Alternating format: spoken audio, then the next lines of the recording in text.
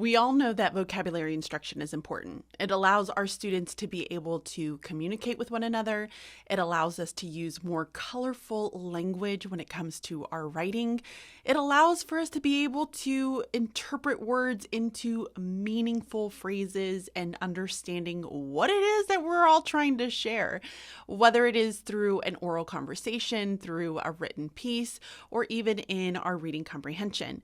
So how do we help to create vocabulary instruction in a way that is more interesting and not so boring, where we're just trying to provide a list of vocabulary words and expect students to be able to memorize them by the end of the week so that we can give them a test?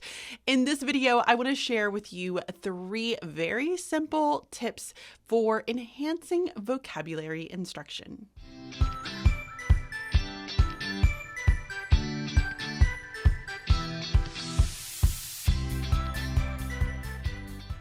So if you didn't already see it, or you just didn't know, I did an entire video on vocabulary instruction.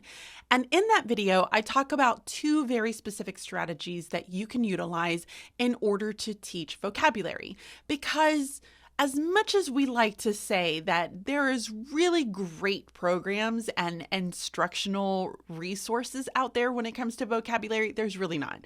So we have to use our knowledge around how do we teach vocabulary words and help students to be able to create this semantic map inside of their brains so that they can retain that information and actually use the words. That would be ideal. So I did an entire video. You can go and check that out. I'm going to leave it linked for you. But in this video, I want to share 3 very simple and helpful tips for enhancing your vocabulary instruction. Meaning, how do we get kids engaged? How do we get them participating?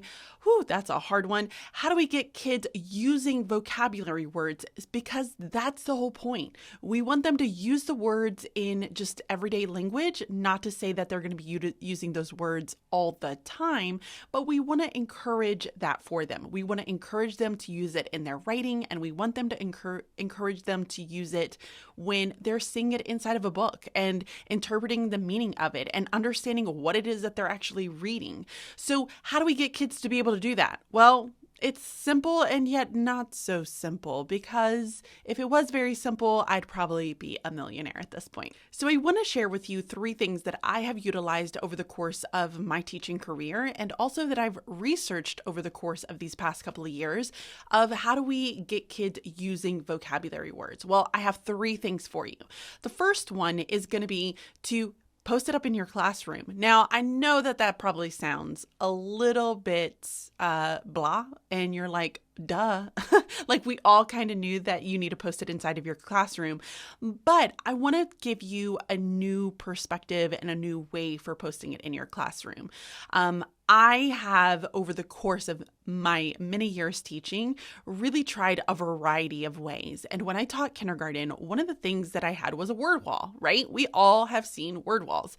And the whole point with the word wall was that it was in alphabetical order, and you would post the vocabulary word or the sight word or whatever it is that you're using in that word wall, and you would expect students to be able to use it. You're like, here's the initial sound. I want you to find it on the vocabulary wall, and I want you to actually use it.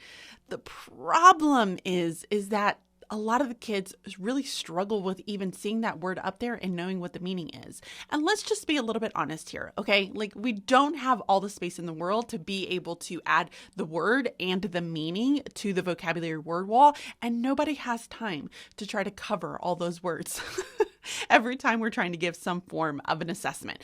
So how do we post them up in our classroom in a way that helps to jog students' memory, but also that it's up there in a very meaningful way? Well, I, over the course of many years, started adding pictures to my vocabulary wall. So I did not have a word wall, I had a vocabulary wall.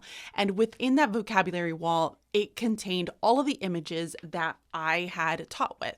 So this is a collection of some of the ones that I did back when I taught 5th grade. I took them down and then I never filed them away. So they're just binder clipped here. But these have all of the vocabulary words that were aligned to the text that I read with them. And so I want to show you what this looks like a little bit closer. Okay, so here it is binder clipped. And these were the ones that I used back back in 5th grade. I will say that this one only has one vocabulary word with it. So that is interesting. I don't really know where the other ones went. But these were, again, ones that I actually used in my room. So I would simply find the text, and I would print out a cover of it. Now, this is a lot of short stories within that text, and I only read one story as my mentor text, but I still printed it out because that's what my students saw and how we kind of created a connection to it. So I would print it out. I guesstimated. I just used Google Slides, and I would think about all the ones that I would use for that month as far as mentored sentences, and then I would batch planned these in advance. That way I already had them ready to go, and I had them laminated, and all I needed to do was post them up in my classroom. So I laminated these, just printed them on some paper, cardstock, so white cardstock paper, and then I would have the vocabulary words to go with it. Now I did simple shapes, people, like that's all this was just a shape, and then I had the vocabulary word, and then I had the text that it came in. Now, something that I did start doing a little bit later on, and I probably should have added them to this piece here, but on the back, which these don't actually have it, I have them on my 4th grade versions that I did, they would have the unit and the lesson specifically, because I would file these way into file folders, which had like all of the materials, like it had PDFs, it had everything that I needed for that specific lesson that I could pull out that file folder and be able to find all the resources in it. So they would have the words to go along with it. So you can see here, we had Fast Food Nation. Again, I typically would have about 4, maybe 5 words, or like 3 words. It really just depended on the week. For some reason, I don't know where the rest of these have gone because they were thrown into a file folder towards the end of the year, and instead of actually putting them away. But you can see I had Fast Food Nation. Again, I did not read the entire text with my students. I had a chapter that we read specifically from this book, and they had the words connected to it. So when I would post these up inside of my classroom, and I'm just going to keep kind of going through these, but when I posted these up inside of my classroom, I would post the picture, and then I would have these right next to it. That way they knew exactly where it came from. And I tried my very best to put them into different colors so that if they were back to back, the kids knew which one it was coming from. So they could see even here that it says baseball saved us. And so that would have gone with that text. The stranger, for some reason, again, missing a few of them. But that way you could just get an idea of what it really looked like. So the kids really appreciated this because when they looked at the word, they were able to remember the context of that word from the mentor text that we were reading together. This was a Scholastic article that I had just printed out the cover of it and made it small. You can kind of see that there's the line from where I had scanned it, but it works. I mean, you do what you need to do. It doesn't need to be perfect. It just needs to be in a way for students to be able to remember them. So these were just some of the examples of the ones that I have utilized inside of my own classroom. So just to give you a little bit of a frame of reference, I've put them in multiple different places because you're probably asking, oh my gosh, Bridget, where in the world is this going to go in my room? Well, I used my doors quite often. So I had really large closet doors in one of my classrooms. And so I just separated them. This was back when I taught multi-age. So I separated them by the grade level. So I would have like a 4th grade version and a 5th grade version and a 6th grade version. I also had cabinets, upper cabinets inside of one of my 4th grade classrooms that I taught in. And so I would just kind of add them to my cabinets there. And all I did was end up just putting some tape on the back. That way I could just pull the tape off at the end of the year and be able to store these. That way I could reuse them the next year and I didn't have to think about it, which was super great. So that is the first tip that I have for you, is to post vocabulary words, not in a word wall, but rethinking about how we can attach ideas and clues to students to help them jog their memory of the context in which that word was utilized. Because if you're talking about context so much when it comes to the vocabulary word, why not have a picture to help students to be able to jog students' memory and build some of that retrieval practice for them. Definitely worked really, really well inside of my own classroom. As we start to kind of go through the final 2 tips, let me know what are some of the items that really work well in your own classroom as far as enhancing vocabulary, or what do you even think about some of these components that I'm sharing with you? Do you have some maybe alterations or different ideas? I am never here to tell you that my way is the only way, because that is definitely not the right thing or perspective to have. It's always really interesting to hear from different areas and hearing from various needs of students and teachers, and be able to create a dialogue down in the comment section with each other. So please feel free to add your comments. Let us know what are some of the things that you're really liking about the tips here, and maybe what are some alterations that you might make to be able to support your students in your own classrooms. Moving into my second tip for you is to build some excitement or reward systems when it comes to vocabulary and using vocabulary. Now, I want to say that there is a lot of discussion about reward systems, and that there are a lot of people who say, well, rewards aren't the only way of doing things. I completely agree. And to say that I was a rainbows and unicorns teacher is absolutely false. I was very strict. I would get very cold sometimes, but you know what? I really thought about the way that my students responded to various things. And certain kids will respond really well to rewards. Other kids will not respond really well to rewards. And so you really just need to think about the needs of your own students. And it's not always about rewards, but rewards do make things really nice. So I will say in there that, people like fun things. Like, we all like happy things. Okay, so moving on to the next one is going to be a vocabulary jar. Now, when I was a student teacher, long time ago, student teacher in a 3rd grade classroom, my mentor teacher, who is just the most amazing person on this earth, I just absolutely adore her, and she just holds such a very, very soft spot in my heart forever and always. And so she had a bookworm theme. She was bookworms. And one of the things that she did to encourage students to utilize vocabulary words, to find vocabulary words within their text, is that she would have this big bookworm. And there were just little circles, like green circles, and you could see kind of the face of the bookworm on there. And she would post the word around the classroom so the kids would be able to see the words and add to their bookworms. But one of the things that I kind of took from that was to have a vocabulary jar. Now, you could use this idea for lots of things, right? A jar of pom-poms, like that's all it is. But what I would tell my students is that as students are finding words, and they either read it in a text, or maybe they used it in a sentence correctly.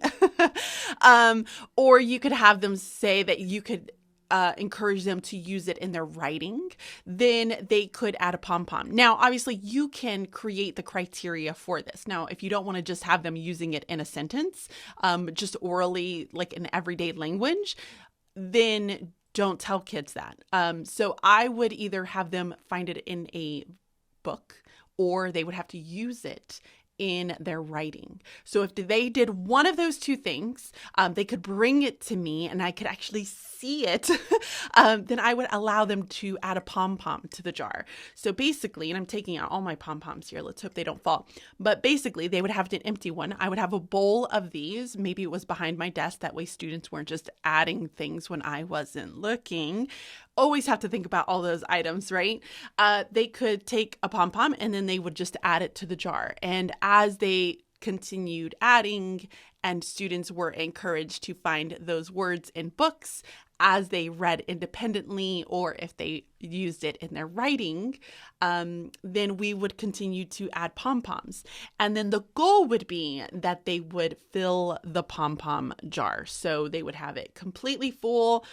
You could put a line on it if you wanted to put a line around it, or if you wanted to have all the pom-poms that were in your jar then placed in here. So your jar was empty and then their jar was full. That would incentivize them, because then you could have a vocabulary celebration. And the vocabulary celebration could be anything you want, which is the most exciting part of it. It could be a little dance party. It could be a movie if you wanted to incorporate some form of a movie in there, or a TV show. My kids liked like short TV shows, which was always kind of nice, like Magic School Bus, which was like 30 minutes, which is fantastic. It's like the perfect amount of time. Or you could bring in popcorn and have them eat popcorn one day. It really kind of depends on your school expectations and the rules in your school, because I know food and edible items are not always accepted everywhere. Maybe it's that everybody ends up getting some form of a sticker. Maybe they get an eraser, a pencil, whatever you want it to be. You can create that incentive for them and then get them really excited about it. So this is just one way for building some excitement with kids and getting them to utilize those words, identify those words in their books, but then also use them in their writing as well.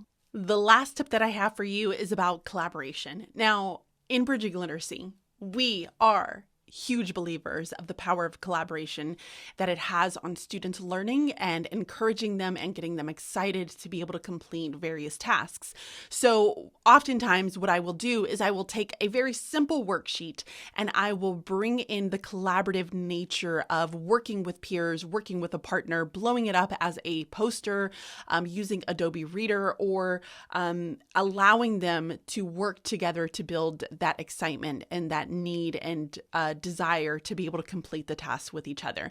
Now, I know what some of you are saying. Well, my kids can't do that. They can't handle it. They are, I don't have time for that. Listen, where there is a will, there is a way. And I am not here to tell you that my class was absolutely perfect every single time that I put them into groups, because there were a number of occasions that I needed to stop what we were doing and we would all go back to our seats and we would complete the tasks independently. That can happen. You can make those choices because you are the teacher in that classroom. However, to say that your students can never handle it and that they are unable to complete those tasks working collaboratively is not fair to them and their learning experience. We have to provide them with those opportunities. We need to make sure that we're teaching them how to be collaborative, how to have discussions, how to build that excitement with each other. That is something that is learned. It is not just second nature for students. So we have to be able to make sure that we are explicitly teaching them how to do that, rather than just throwing them into a collaborative activity and then just expecting them to do it like magically. That if they did that way, then our jobs would be so much easier, right? So I will tell you, collaborative activities are fantastic. They do build excitement with students. And so I would encourage you to think about, how can I utilize vocabulary words and building in some collaborativeness amongst their peers to be able to complete a task? Well, I have one for you, and this was an idea from Letters, so Letters training. So if you are Letters trained, then you are familiar with a version of this. And so all I did was put it into a page format that allowed students to be able to, one, complete it independently, or two, complete it collaboratively, which I encourage the latter. So I'm going to show you what this looks like a little bit more up close and talk you through how to use this with your students. So here's the page that you can use with your students. This is very simple to create tables that you can make with your inside of Google Slides. I added a table here and then just added the text for itself. So I have two different versions that are going to be available within the Bridging Literacy community. If you're not a part of the community, you can certainly take this idea and be able to make it yourself. But if you are within my Bridging Literacy community, you do have access to this file and a number of other files for vocabulary. So this one is a blank version, and it has phonology, orthography, morphology, morphology, semantics, syntax, and etymology. Oh my heavens, the words. But if you feel like my kids don't know what this means, then there is a second version. And the second version gives them some ideas to be thinking about when it comes to each of these areas for how we can develop a deeper semantic map inside of our brains by connecting all of these together. Vocabulary and reading words isn't just about being able to sound things out or identify the meaning. It is all of these things together. And so when we help students be able to understand the meanings of these and how to be able to pull these words apart into all 6 of these areas, they are going to have a much deeper understanding of how to utilize that word. So I'm going to do an example with you. This is very, very simple, but the example word is going to be brother. Very simple word, brother. So when we think about phonology, it's all about what we hear. So phonology is our ears, right? It's our ear system. It's what we hear. And within the phonology, I might say brother, syllables, brother, brother. Okay, so I know that it has 2 syllables. And I'm going to say it is I love how I did that. Brother. Because I started trying to write it out phonetically. And so then in there, we have the 2 syllables, brother. That's how we can break them apart. We also have something called phonemes, which are the individual sounds. So if I have brother, I'm going to hear b, So I have 5 individual phonemes. So 5 phonemes. And you can have them break this apart if you want them to break this apart. So I might say b, oops, v, and then, oops, I don't have enough space, right? So I have each of the 5 that are broken down here. Then we can go to orthography. Orthography is all about print. It's all about the print, okay? So within orthography, we can break it down into letters. So I have 1, 2, 3, 4, 5, 6, 7. I have 7 letters. And that might look like T-H-E-R. 7 letters. But then we also have graphemes, and graphemes are going to be the letters that come together to make up the individual sounds. And so if I think about the individual sounds, I have 5 of them. So I'm going to have 5 graphemes. Please ignore my sloppiness here. So we have b, is just spelled with an R. Is actually represented with the O. V, and then So you could see each of the 5 graphemes that each of these has an individual sound. So here's the phonetic way of being able to pronounce, or the phoneme way of being able to pronounce it. And then you have the graphemes that are corresponded with that. For morphology, it's just the individual meaningful parts, right? So these are your prefixes, your suffixes, roots, all of these. But brother is just one. So we're just going to write one morpheme. One morpheme. That's all it has. And it's just one. You can't break it down any smaller than that. Then we have semantics, which semantics is a meaning. Well, what in the world is a brother? A brother can be a blood relative to a sibling. Or sometimes we call brothers close friends. A close friend. So we can put both of those in there. For syntax, we're talking about parts of speech. We're talking about nouns, verbs, adjectives. Well, a brother is a noun. It's a person.